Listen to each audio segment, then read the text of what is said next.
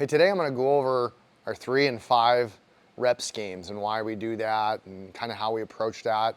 It's actually probably quite simpler than most of you are probably making it out to be. The 3 and 5 RMs are not a competition type approach, right? We're not trying to get that 1 RM feeling, okay?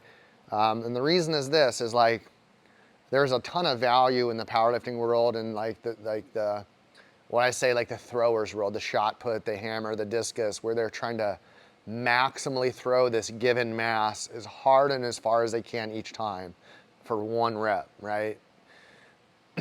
And when the competition is saying, hey, we're doing these max efforts like shot put, discus, hammer, javelin, Olympic weightlifting, those are 1 RMs like every single time, okay, in the competition, okay?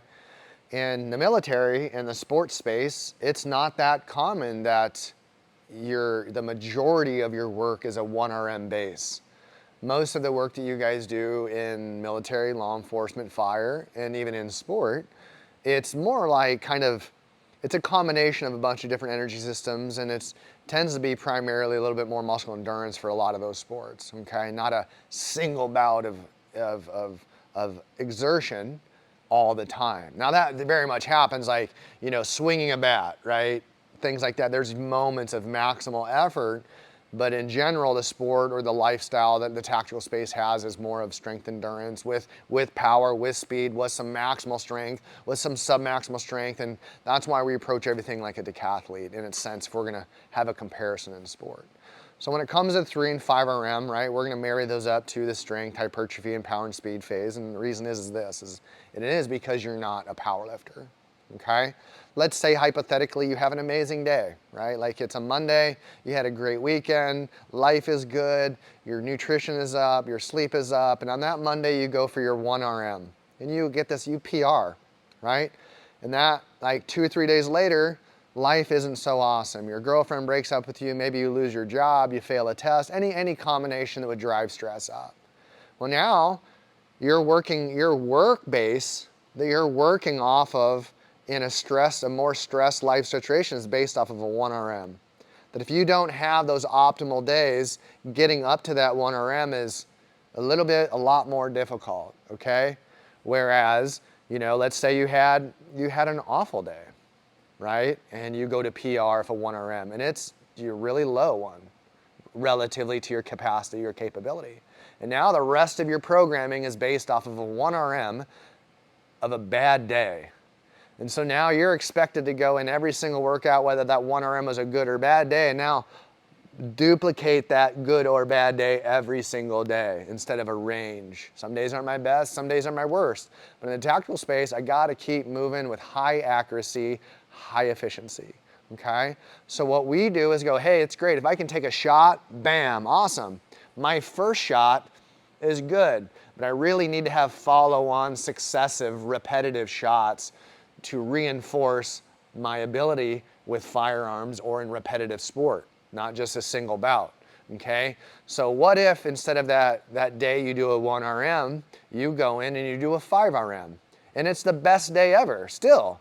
Well, now we have this range of reps that we know that we can live in, even on a good day. Let's say you had a really bad day and you're doing a 5 RM. It will reflect in that 5 RM because it's not a supra-maximal effort, okay? We can start finding that range where it's like, it's not my best day, but I can still be very accurate. Or it's like, hey, this is my best day I've had. Now I need to consistently be accurate, okay? It's what we do on target. I don't go into target and clear 1 room and then leave. I don't go in target and go through 1 threshold and I'm done. It's not a 1 route. I gotta go to 1 room, go to the next room, right? I might go into a hallway where there's 7 doors, right? And now it's not a 1 RM, it's a 7 RM, and so I need to reproduce tension, mobility, accuracy, technique, specificity. I gotta do all of those things over and over and over and over again on target. Right? We definitely can pull value to the 1 RM when we go to the gym and we establish our 3 and 5s, right? Then we can say, hey, it's an awesome day, I'm gonna work off my 1 RM. I'm having a terrible day, I'm gonna stick with my 5, okay? And now, I guess the question is right? This is kind of where it confuses people, I think, more than anything, is like, how do I get it, okay? So we are using physics. We are using ballistic physics, the same thing you use in sniper school, the same thing you use in dive school, the same thing you use in baseball, the same thing you use in every single sport, to include weightlifting, shot putting, and everything that there's a ballistic movement, okay? Human action is physiology, okay, and it's biomechanics. So, really simply put, we're using two of Newton's laws, work equals force times distance, and force equals mass times acceleration. Okay, so we've had those two equations. What we can see is a single rep played out mathematically is force, right? How much force is into that bar. It's relative to the mass on the bar and how quick you how you move it, right? Because the mass isn't changing. The distance to your benching isn't changing, right? Gravity isn't changing, that's a constant, right? What is changing? The speed in which you move the bar, which is called acceleration with direction, okay? So if we're doing a 5 RM and my first rep is real fast, my next up is slower, third rep is even slower, fourth rep is even slower, fifth rep we struggle, right? So the speed in which each one of those 5 reps moved, we take an average of that. That average, right, is what we're trying to keep up. The higher the average, the more the force, 100% of the time, okay? Because your mass isn't changing, your distance isn't changing. Only you, right? Newton's third law, an object in motion acts in motion until something acts upon it, whether it's you, the bar, or gravity, okay? So, it's really quite simple. You choose a weight on a 5 RM in which your first rep is the same speed as your second, as your third, as your fourth, as your fifth. If your reps are slowing down, your mass is too heavy for you. That's your push-ups. Like the push-up test is Newton's second law. However many push-ups you can do in time, right? Your body mass is not changing. The distance of your push-ups not changing. Gravity is not changing. What is changing? The acceleration, the speed in which you're moving. If your acceleration, right, the speed in which you're moving, stays at a high average, we get the highest force output.